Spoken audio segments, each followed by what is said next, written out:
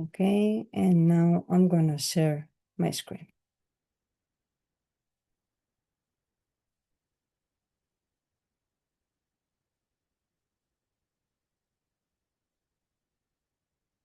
Okay, hopefully everybody can see my screen. I have also activated subtitles in Spanish. And without any delays, welcome again. Good morning, everyone. Today I'm presenting a research update on the invasive two-spot cotton leafhopper. And as you can see, this was a team effort, as usual, led by several members of my lab. So the two-spot cotton leafhopper, or as may you have already heard it, it is also called the cotton jassid, but the official name is two-spot cotton leafhopper, is a native insect to Asia and Oceania. It was first detected in Florida in December of 2024, and there was a pest alert that was released. It still remains a quarantine actionable pest of regulatory significance. And up until the February 27th of 2026, there are 3 active quarantines throughout the state of Florida. In general, nurseries found with the pest are being placed in hold, order, and stop sale until the pest is not present anymore.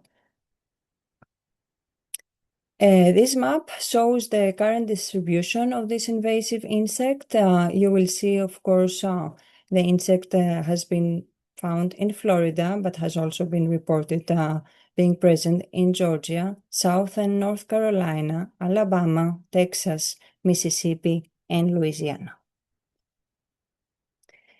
There are several hosts of the two-spot cotton leafhopper, but cotton, okra, eggplant, and sunflower appear to be preferred hosts.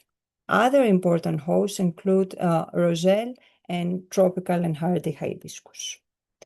There is a very detailed and useful document from CAPS that actually lists all the possible additional hosts of the two-spot cotton leafhopper. So the symptoms that this pest causes include the leaf yellowing, leaf curling, hopper burn, which is the typical symptom of the leafhoppers. It is actually necrosis and drying of the leaf margin, and at the end, large necrotic areas on the leaves. But we can also observe stunted growth. We will see pictures of the different symptoms that we can encounter. These insects have piercing, sucking mouthparts, and by feeding on the leaves, they cause this type of symptoms. But the important thing to remember is that the insects feed on the underside of the leaves. This is particularly relevant when we monitor for this pest. We should inspect the lower part of the plant, of the leaves. And here I have included some pictures that show the leaf yellowing on your left, leaf curling. The curling can be upward or downward. You can see the leaf curling upwards on the upper picture and downwards on the lower picture. The typical hopper burn symptom, it is shown in the picture here, where you can see the leaf with these necrotic red areas. And on the right, you can see hibiscus that has been infested by the two-spot cotton leafhopper, and its active feeding on new growth has caused stunted growth. A few things about the biology of this pest that is important in order to understand how we will approach the management. The two-spot cotton leafhopper females lay their eggs, insert their eggs in the leaf veins, and this way we cannot really see the eggs. So the eggs are inserted in the veins of the leaves, and after they hatch, we have the emergence of the nymphal stage. And then in this particular species, we have 5 instars, although there are some reports that there are only 4 instars. But thus far, the most consistent finding in the literature is that there are 5 instars. After the insects reach the 5th instar, then they molt to the adult stage. Usually, the development from egg to adult may take from 2 to 3 weeks, but this depends on the temperature as well as the host. In general, females can lay from 15 all the way to 35 eggs on average during their lifetime, their lifespan, but there are some studies that report that the females have the ability to lay even up to 60 eggs. All these numbers, of course, vary depending on the plant species where the leafhoppers are. The adults live approximately 11 to 22 days, and the optimal conditions for the development and reproduction of the two-spot cotton leafhopper, based on information from the international literature, is 78.8 degrees Fahrenheit, 70% relative humidity, and low rainfall. The temperature and the relative humidity optimums that we have are very similar actually to the conditions that we can have in Florida, especially in South Florida, throughout the year. So when we are dealing with a destructive pest, any pest, always we recommend to approach its management by implementing integrated pest management, right? So this framework actually explains that when we combine different control tactics, we can achieve better management and more sustainable. The core of an integrated pest management is always monitoring. We need to know what pests we have in our crops and at which stage they are and how many they are in order for us to be able to make informed decisions moving forward. Tools that are included in integrated pest management include cultural practices, biological control, chemical control, even the use of post-harvest treatments in order to stop with a clean crop. And post-harvest treatments, include after we harvest our crop, we can still treat it if we are talking about cut flowers or fruit, and production of clean propagative material that refers to the start of a clean crop in order to have the least amount of pests present. So, the rest of the presentation now is going to focus on the chemical control options that we have identified that they are efficacious against the two-spot cotton leafhopper. And the reason for that is that we are approaching the spring shipping season for ornamental plants, and we need to guarantee that growers are going to comply with the existing regulation, and the plants that they are going to be shipped, they're going to be free of this invasive pest. So in order to aid in this big challenge, we did laboratory assays trying to screen various insecticides. We worked with tropical hibiscus plants. We took leaf discs that they were 50 millimeters in diameter, so roughly pretty large size for leaf disc. And then we targeted the 1st, the 3rd, and the 5th instar stages, as well as adult leafhoppers of both genders, so females and males. What we did, we used the Potter spray tower, as you see in this picture, and we applied the pesticide in 2 ways, either directly targeting the insects that they were already feeding on a clean hibiscus leaf disc, or first we sprayed the hibiscus leaf disc, and after it dried, then we transferred the insects to feed on it. What we did is that we measured mortality for 4 consecutive days after we applied the treatment. We had 15 replicates per treatment, and all the experiments were conducted at 27 degrees Celsius, which is close to 81 Fahrenheit, 17% relative humidity, and the day length that we chose was 12 hours of light and 12 hours of dark. These are the pretty average and standard conditions that we encounter throughout the year in South Florida. So we tested 10 conventional synthetic insecticides that they were all registered for use on ornamental plants under nursery or greenhouse production. We made sure that we include different groups of IRAC groups so that we have several options for rotations. We tested the maximum label rate. If there were two label rates, one for a greenhouse rate versus another one for a nursery open setting rate, then we went with a nursery rate because most of the production of tropical hibiscus is actually being maintained outside in the open, not in greenhouses, at least in South Florida. And here you can see the different products that we evaluated along with their EPA registration. So I'm going to show you a series of different graphs. When you see these orange-brown colors, we refer to a direct contact. So the insects came into a direct contact with a pesticide. The pesticide was applied directly on the insects. And when you see a green one, it will be the residue toxicity. So in the case of the nymphs, you're going to see two sets of series of letters. The lowercase letters refer to differences among treatments, and uppercase letters that you will see them above the legend refer to differences among the three nymphal stages. So on the y-axis, we have the average proportion of dead leafhoppers over the different treatments that were evaluated.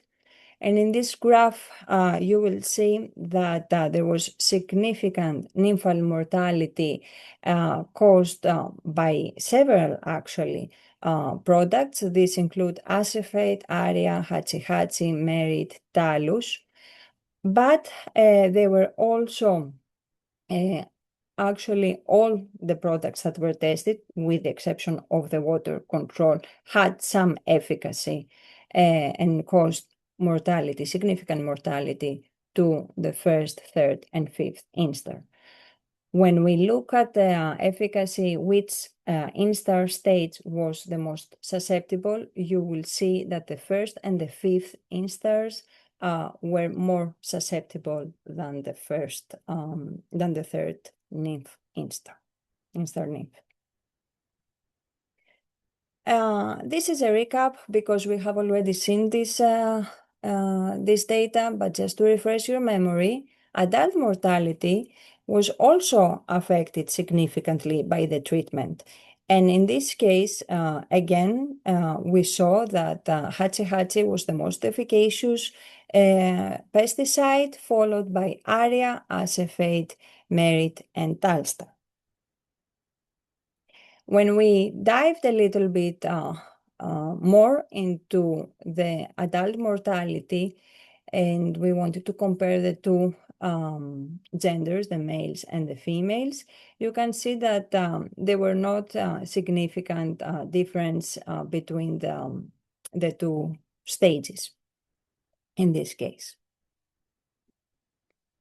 Switching gears now to the nymphal mortality caused by residue toxicity. So when the nymphs fed on a spray tissue, but they didn't come into direct contact with the pesticide, we can see similar results as previously. So the most, of course, the water control it caused the least mortality, and we were expecting that, but we can see that acephate, hachi-hachi, contos, merit, and talus, as well as talstar, had a very high, caused very high mortality to all three different instar nymphs. Only that in the case of acephate, hachi-hachi, contos, and merit, all individuals, and talus, all individuals died regardless of the stage. Similar susceptibility, as was previously mentioned, was observed regarding the nymphs. The first and fifth instars were more susceptible, than the third instar nymph. A refresh of memory regarding adult mortality. In the case of adults, the average proportion of dead leafhoppers was significantly higher than the water control, especially in the case of Hatsi Hatsi and Alstar. However, we could also see that acephate could cause adult mortality when it was sprayed on the leaf instead of the insects directly. When we take a closer look and comparing the susceptibility of females versus males, you will see that overall the average proportion of dead male leafhoppers was significantly higher than the female leafhoppers. Of course, when we're talking about chemical control, one of the things that we want to avoid is resistance. And we do have reports that there are resistant strains of this leafhopper in Asia. So in order to avoid being in a similar situation here in the United States, we also wanted to evaluate biorational horticultural insecticides that would allow for potential rotation.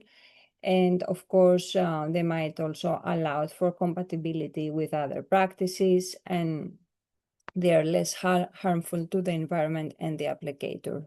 So we also tested 11 formulated products that you can see here.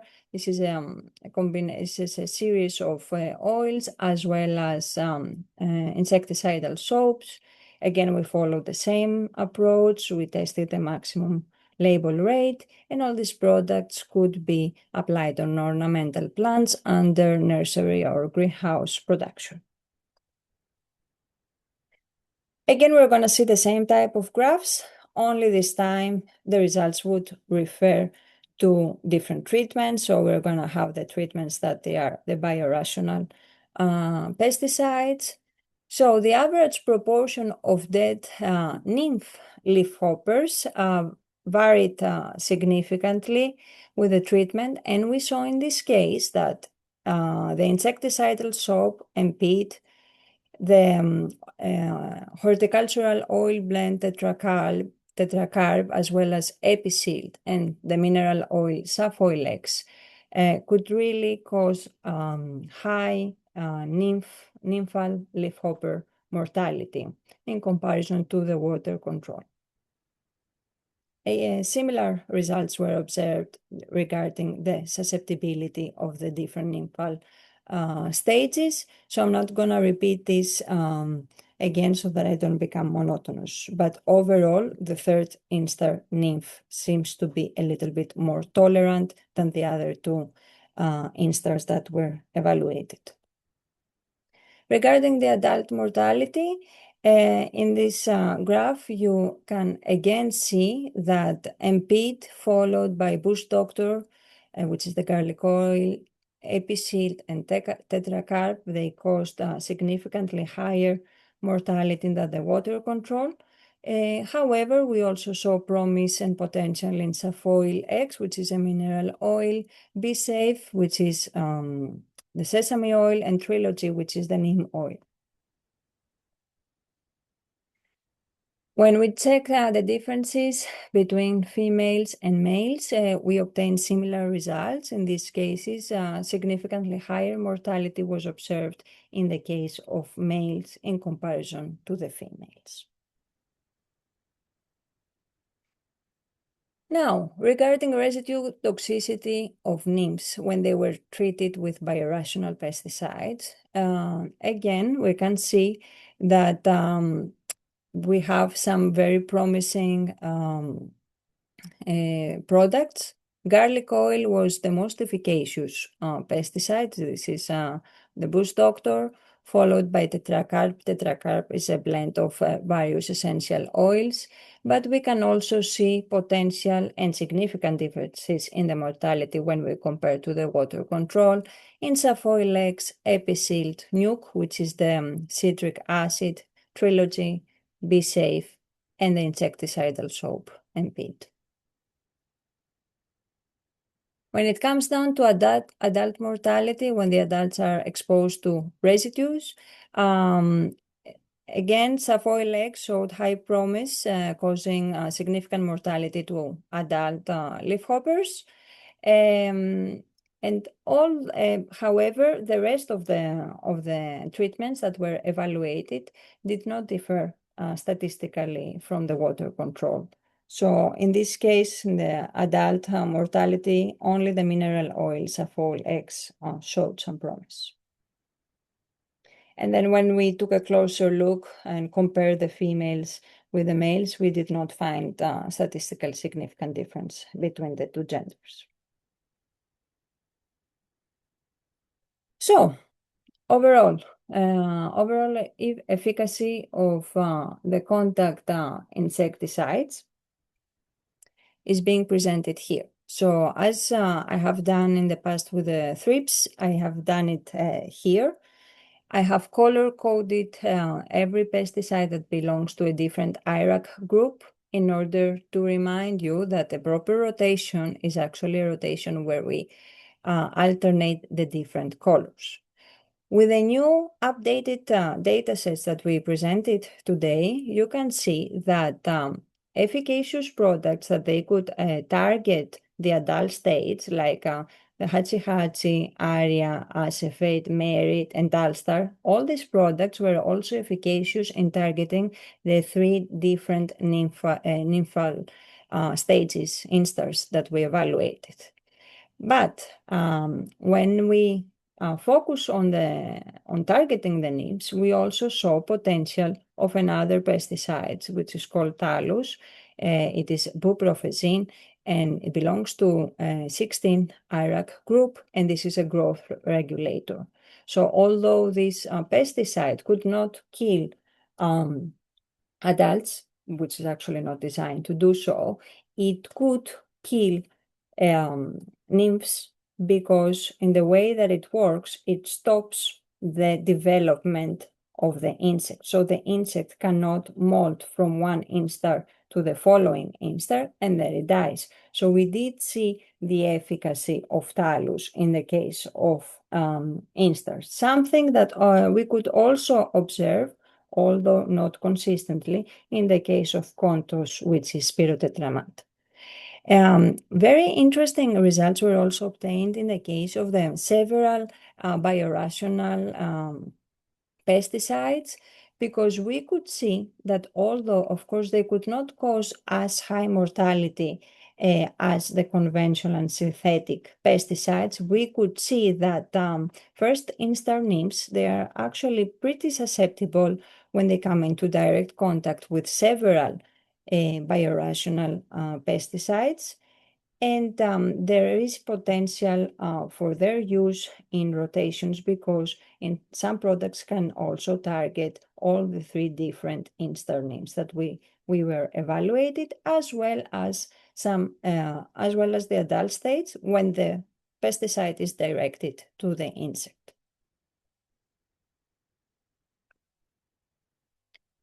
So in conclusion, we saw that Hatchi-Hatchi, Aria, Acephate, Talus, Talstar, Merit, and Contos showed potential against all leafhopper stages that we evaluated.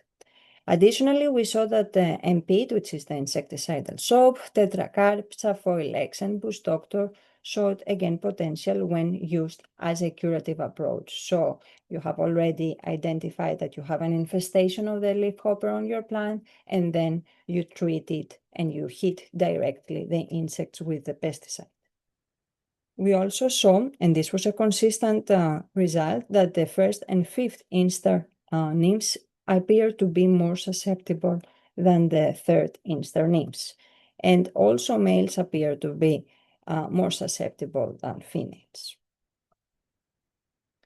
Recently, we also had some additional greenhouse evaluations on hibiscus that they could actually supplement the work that we have been doing in laboratory. This work was performed by Dr. Z. Ahmed, assistant professor in Clemson University, and the results were actually published in Growers Talk in the issue of December 2025, if I'm not mistaken. So Dr. Ahmed evaluated also several products, as you can see here, and the rates are included as well. He evaluated Safari, Mainspring, Talstar, Ventigra, Altus, and Hatsi Hatsi. The Mainspring and Ventigra do not mention leafhoppers on the labels. The other products do mention leafhoppers on their label. However, they can be used on ornamental plants under greenhouse and nursery production. So what Dr. Ahmed did, there are not a lot of details about how the experiments were performed, but I'm just gonna tell you that he applied the products to the plants, and then he did 2 evaluations at 7 and 14 days. He counted how many leafhoppers were present. So what he found was that Hatsi Hatsi and Altus showed the most consistent reduction in the leafhopper population 1 and 2 weeks after the pesticide application. He also found that Mainspring could provide a fast adult knockdown within 7 days after the application. However, in the following week, so 7 days later, he could see the reemergence of the leafhoppers.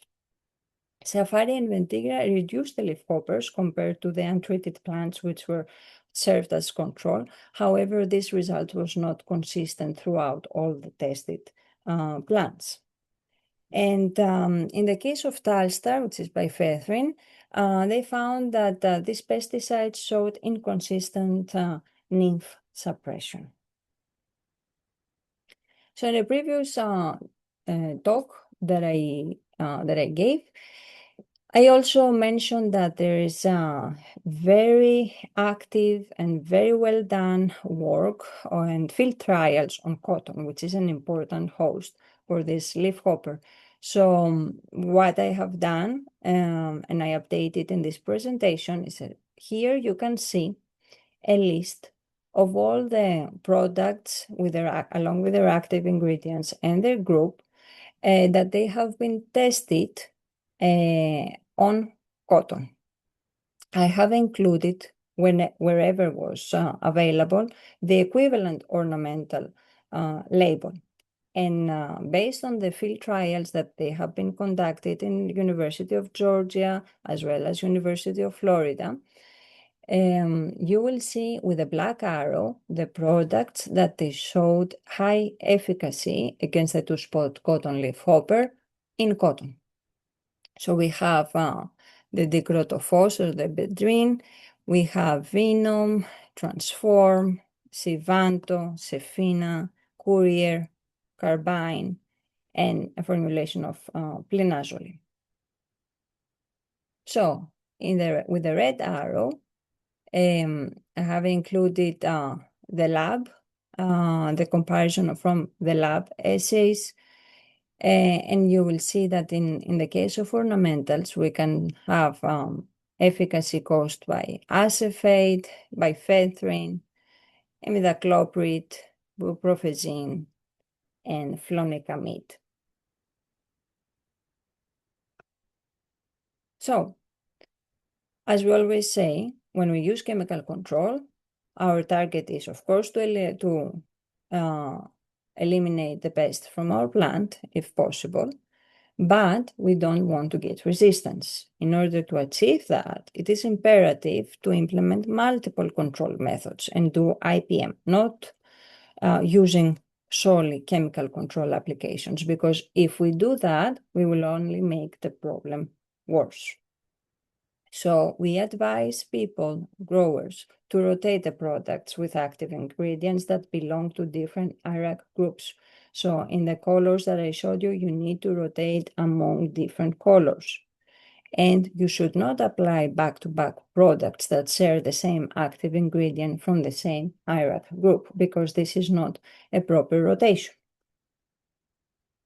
So before we finish the presentation, I wanted to refresh your memory about some essays that we did in the lab, evaluating some commercial predators that they are used for thrips control.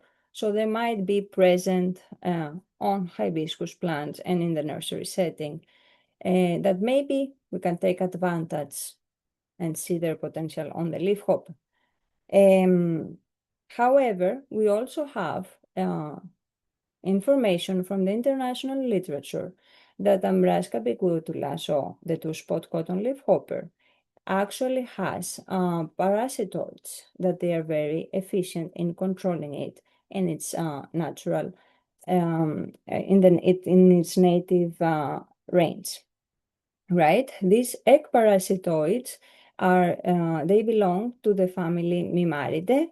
These are hymenopteran parasitoids, and they actually target the egg stage of the leafhopper, the stage that is in the veins of the leaves.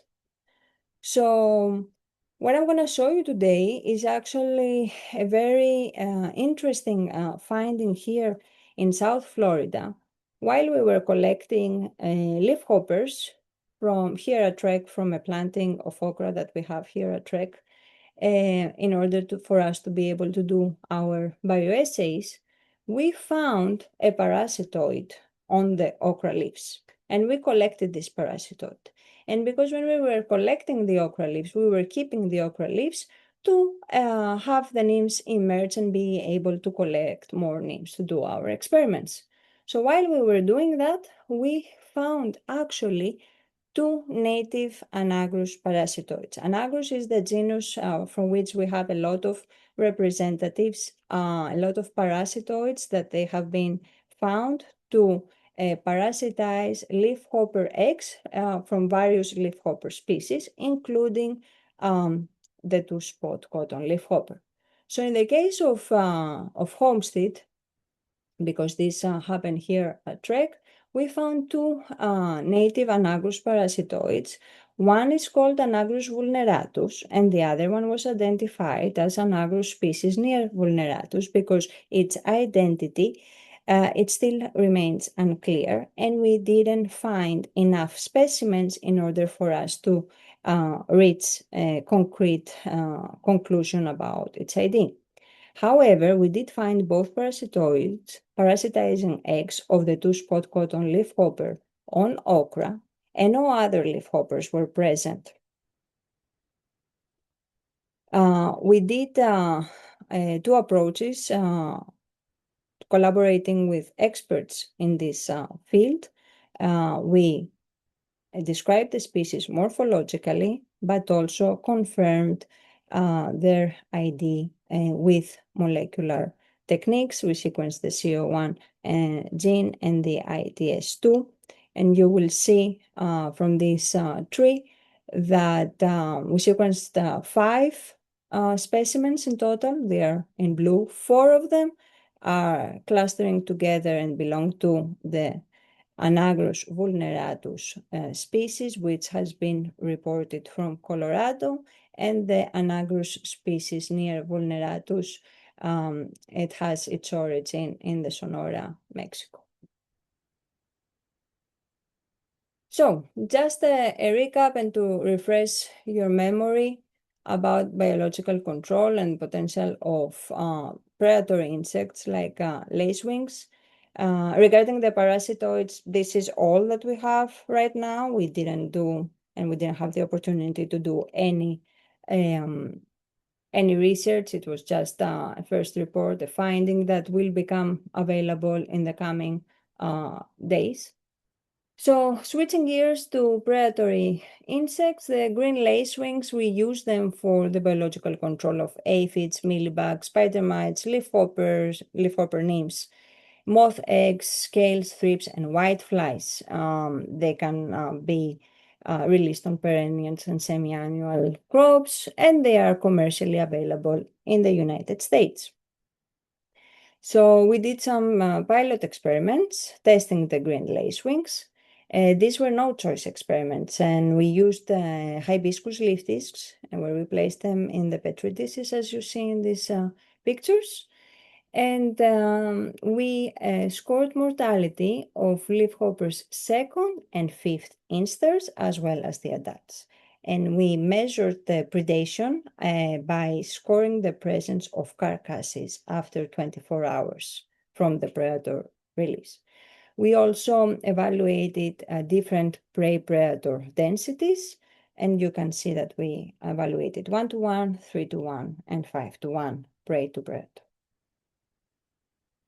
So these pilot laboratory experiments showed that the green lacewings, and they were all third instar nymphs, by the way, they could feed on the nymphs and the adults of the two-spot cotton leafhopper.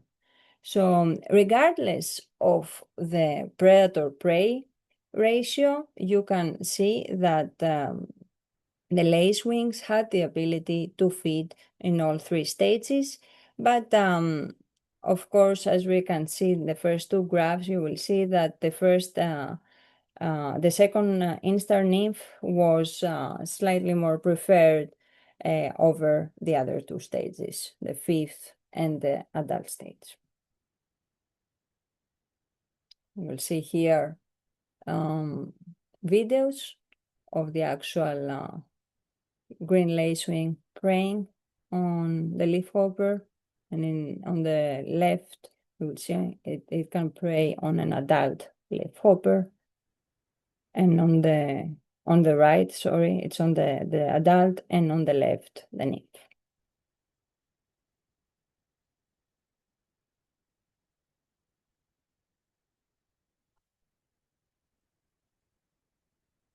So minute pirate bugs, another important predatory insect that we use for biological control. In the United States, usually we use Orius insidiosus. It's a very good predator of thrips. And then we thought, let's see its potential against the two-spot cotton leafhopper. But in this case, we followed the same exactly approach as the green lacewings.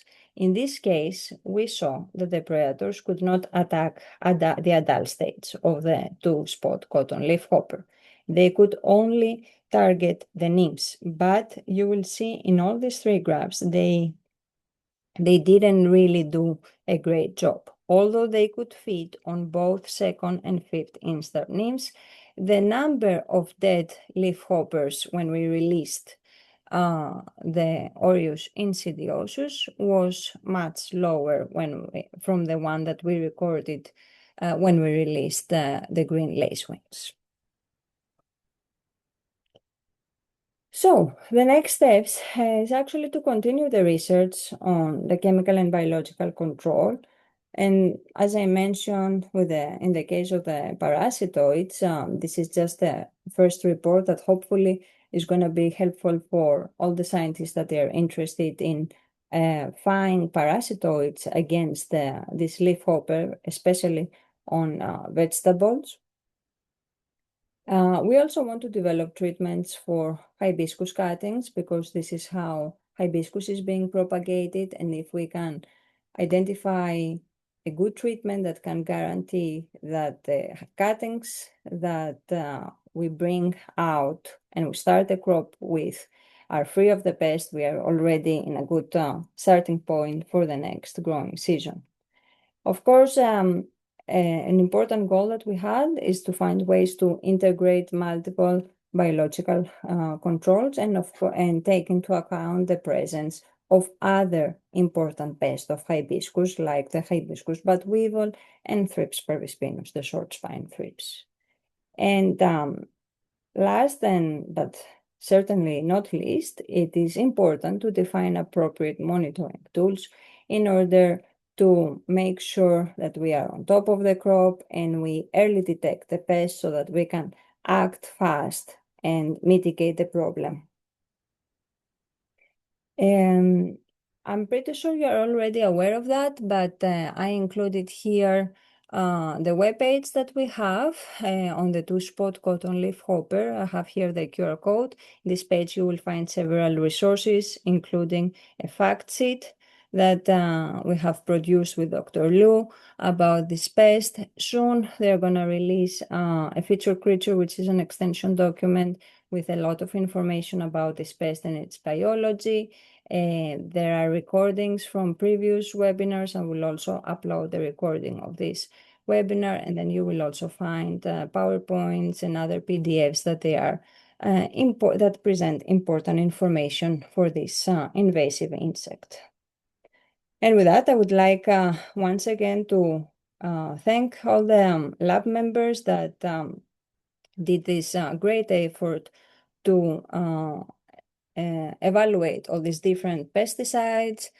Special thanks to Giselle Velasquez also for the finding of the parasitoids. And I would also like to thank the funding agencies and the growers that have been supporting this research by providing plants, and Helena Agri Enterprises. Special thanks to Victor Gonzalez for helping with chemical control products that they are very necessary when you do this type of work. Thank you all for your attention, and I will be happy to answer any questions you may have.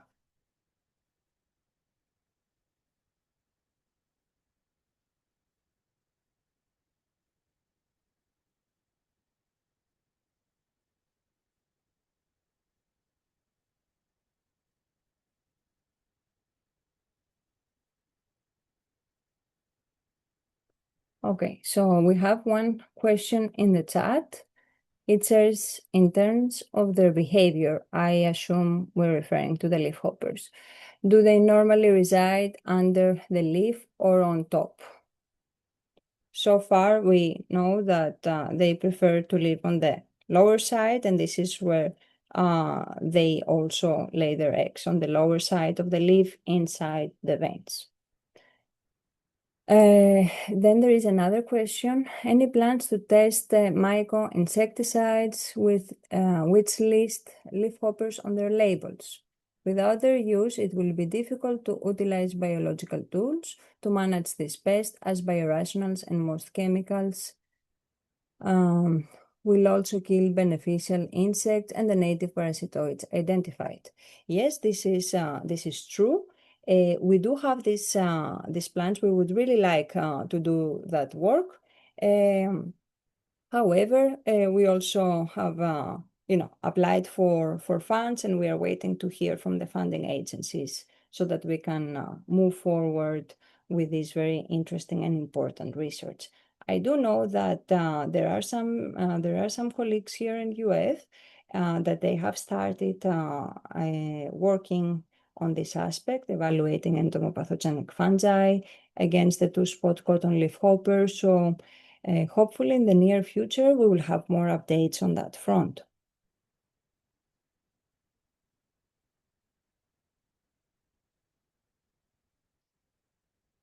So I'm gonna launch the poll.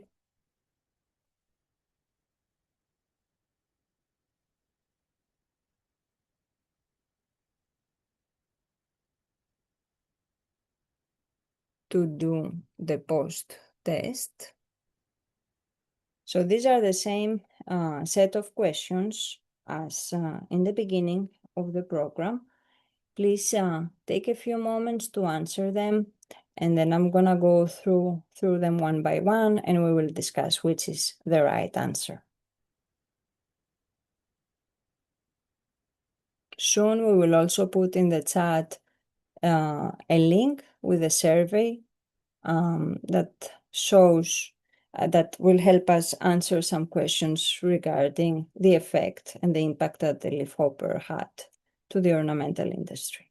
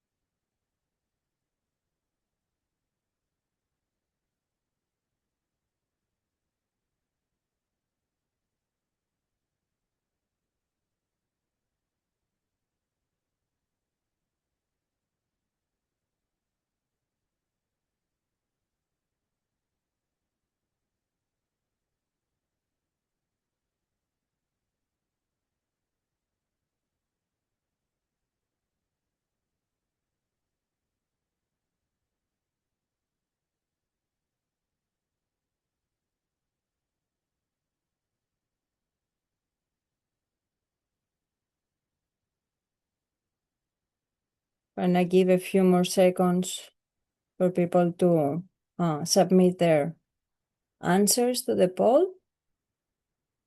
And then we're gonna go through the questions one by one.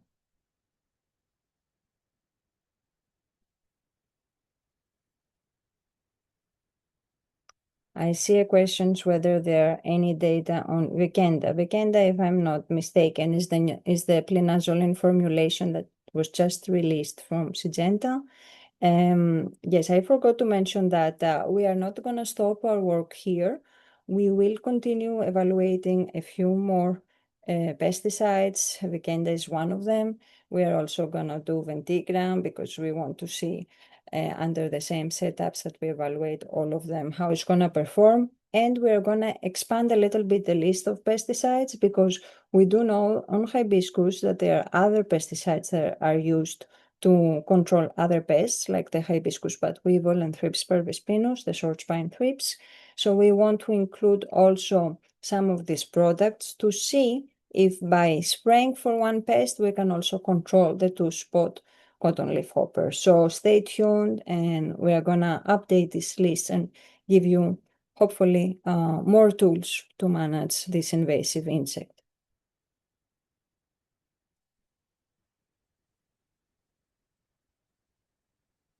So I'm gonna end the poll. I see several participants have already responded, so I'm gonna end it now and share the results. So the first question, the two-spot cotton leafhopper can feed only on okra, cotton, and tropical hibiscus. The answer is false because it can feed on eggplant, it can feed on sunflower, and we have very long lists of different plant species where the leafhopper has been found. So the correct answer is false. The two-spot cotton leafhopper is not a regulated pest. The correct answer is false. This is a regulated pest, and in Florida is regulated by the Florida Department of Agriculture and Consumer Services, the Division of Plant Industry. The characteristic symptom of the two-spot cotton leafhopper, the two-spot leafhopper causes is called hopper burn. The correct answer is true. This is one of the most characteristic symptom that this insect causes. Very apparent on cotton and okra, by the way. Then question number 4. The eggs of the two-spot cotton leafhopper are not visible on the leaves. The correct answer is true. And the reason why is that is because the eggs are being laid inside the leaf tissue, so we cannot really see them. The two-spot cotton leafhopper can complete its development within 2 weeks. The correct answer is true. Of course, this question is a little bit tricky because this time frame may vary depending on the temperature that we have in the area, as well as the plant where the leafhoppers are. Following question. The best management options to manage the two-spot cotton leafhopper are chemical and biological control, I see as a potential answer, and all of the above. The correct answer is all of the above.